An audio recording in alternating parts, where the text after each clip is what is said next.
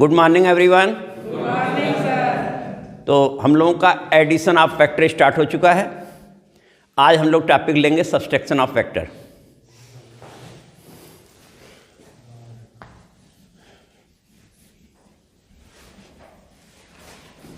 Subtraction of vectors,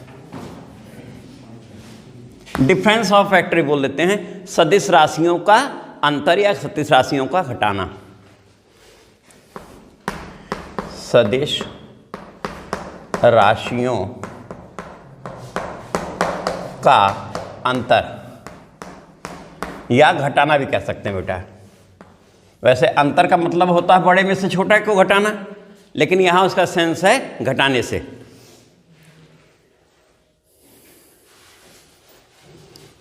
Let A and B are two vector quantities.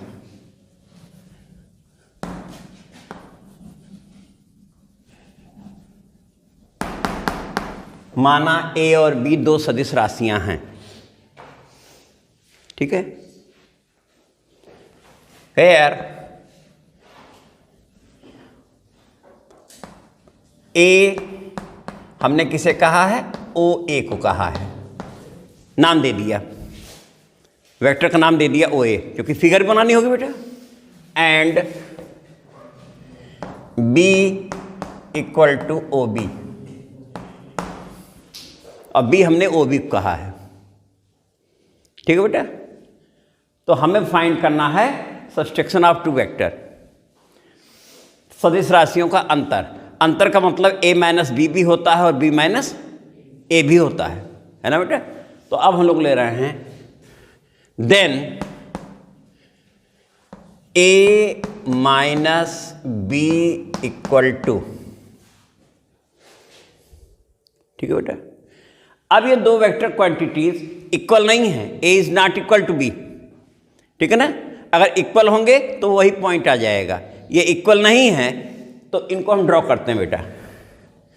तो ये हमने एक वेक्टर खींच दिया ओ ए, जो कि ये है हमारा ए, और दूसरा वेक्टर दूसरी दिशा में है किसी ओ बी है, जिससे हमने जो हमारा बी है उसे हमने ओ बी कहा है, बना लिया बेटा फिगर में। तो ए माइनस बी, और यहां हमने नाम दे रखा है that means O A minus O B. बेटा यहां तक क्लियर है सबको? क्योंकि ये नाम हमने दे दिया और फिगर भी बना दी कि ये है, दोनों इक्वल होने की दशा में क्या हो जाएगा? जीरो वेक्टर बन जाएगा, यानी पॉइंट वेक्टर हो जाएगा वो, ठीक है बेटा ना। तो अब यहां से हमारा इतना हो गया, ठीक है। कम्यूटेटिव लॉ से स्थान चेंज कर सकते हैं। हमने इसे लिख दिया minus O B plus O A, ठीक है बेटा, यहां तक भी ठीक है। और वेक्टर की प्रॉपर्टी कहती है कि अगर किसी वेक्टर का आगे निगेटिव साइन लगा दिया जाए तो उसकी डायरेक्शन चेंज हो जाती है। तो इसे हम इसमें से अगर इसे बी ओ लिखें तो एक निगेटिव साइन और आएगा, जिसकी वजह से क्या बन जाएगा बेटा? पॉजिटिव बन जाएगा। तो ये बन गया बेटा बी ओ और प्लस ओ ए, ठीक है, बी ओ प्लस। अब ट्रायंगल लॉ ऑफ एडिशन पे आ जाओ। बी ओ यानी हम बी से ओ चले और फिर ओ से, जो कि कल हम लोग निकाल चुके हैं, तो हमें रिजल्टेंट जो मिल रहा हो क्या मिलेगा? बी ए मिलेगा बेटा ना। तो इस समय हमें जो रिजल्टेंट मिल रहा है बेटा,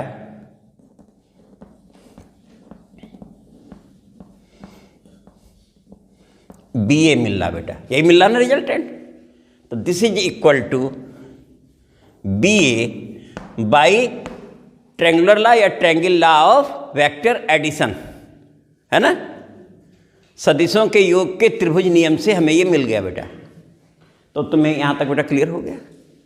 और यही अगर हम a माइनस बी लेके चले होते सिमिलरली,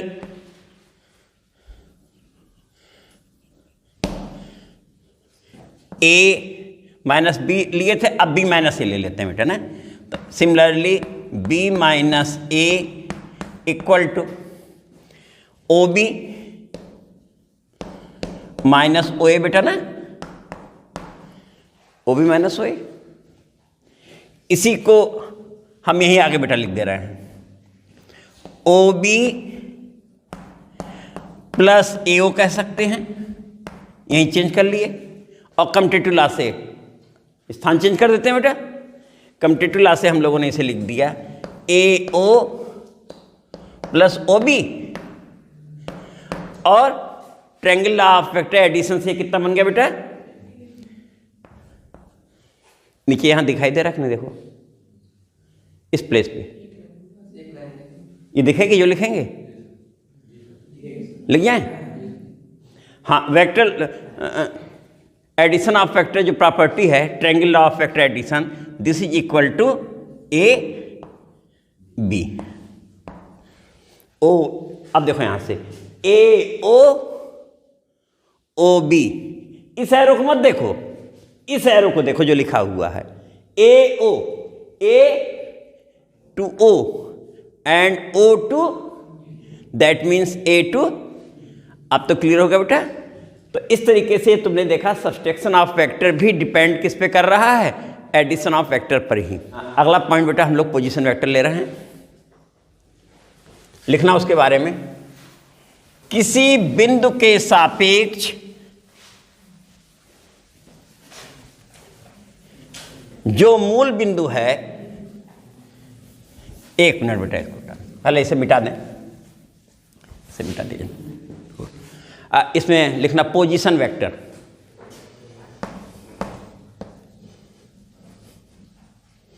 पोजीशन वेक्टर हिंदी में स्थिति सदिश।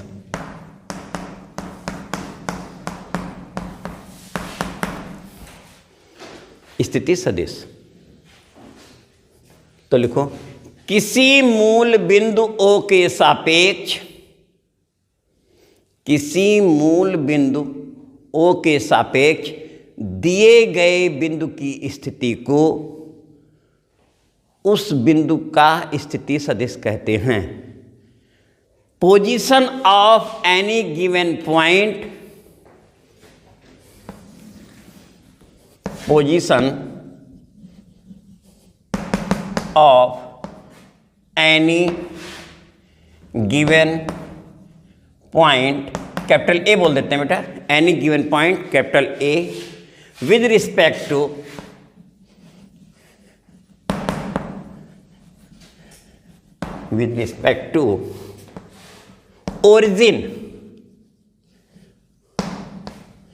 origin O, position of any given point A with respect to origin O is position vector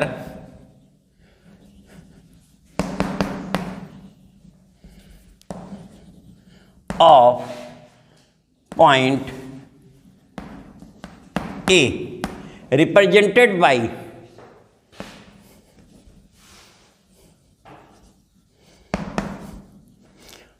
OA।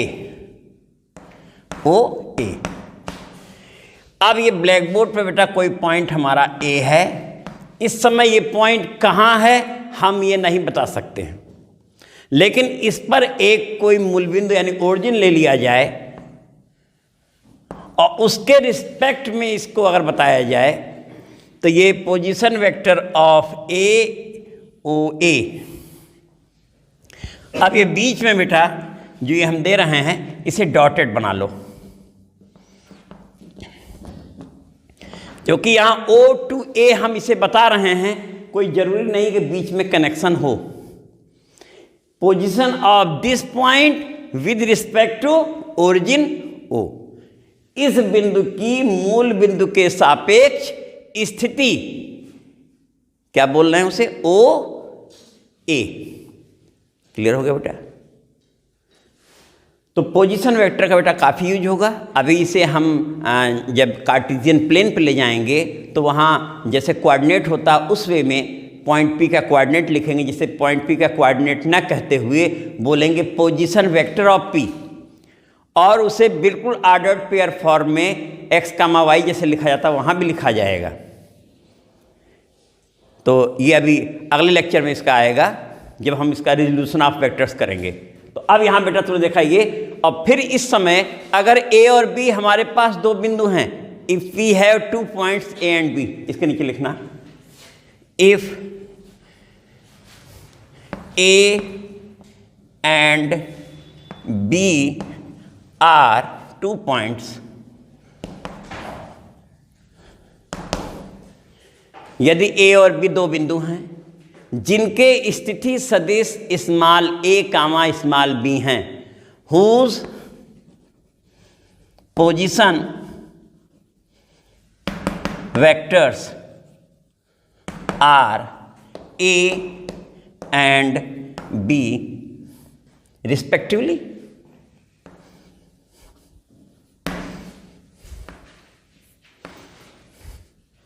Respectively बेटा ये हो गया, ठीक है। If a and b are 2 points whose position vectors are a and b respectively, यानी a का capital A का position vector a है और कैपिटल B का, अगर कैपिटल A का पोजीशन वेक्टर a है, इसका मतलब रिप्रेजेंटेशन अभी तुमने देखा था बेटा कि position vector of a represented by, तो अब यहां पर हमें ओरिजिन बोलना होगा बेटा, है ना, क्योंकि ओरिजिन उसने कहा आपको लेना होगा एक, क्योंकि ओ नहीं बोला गया है, तो अब ओरिजिन ओ बोल देते हैं। Let O is origin, then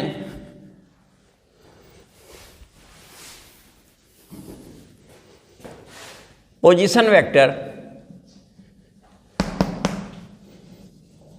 of A equal to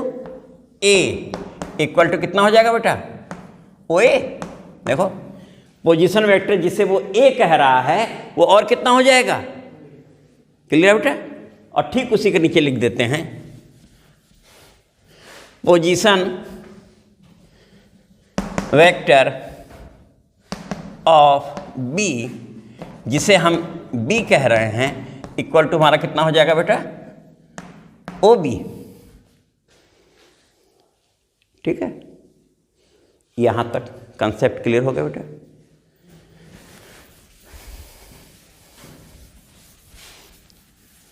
अब दो पॉइंट्स के वो पोजीशन वेक्टर हमें दे रहा है और हमसे उन दोनों पॉइंट के बीच की डिस्टेंस पूछना चाहेगा। डिस्टेंस तो फाइनली मॉडुलस से आती है, वेक्टर डिस्टेंस हम कह सकते हैं, है ना, उन दोनों के बीच की वेक्टर डिस्टेंस फाइंड करनी है।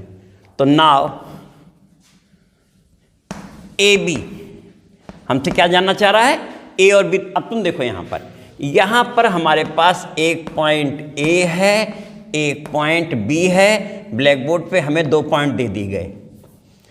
इस समय देखो तुम्हारे पास 2 पॉइंट्स हैं, एक पॉइंट ए है और एक पॉइंट, और जिनके पोजीशन वेक्टर यानी स्थिति सदिश कितना दे रहा है, स्मॉल ए स्मॉल। हमने ओ क्या कहा है, इसका मतलब एक ओरिजिन हमने ओ बनाया और ओ से इस ए की पोजीशन रिप्रेजेंट की, जिसे हम क्या कह रहे हैं, ओ ए, देखो है ना, और ये कितना है बेटा, ए है, और ओ से हमने बी की पोजीशन भी रिप्रेजेंट की,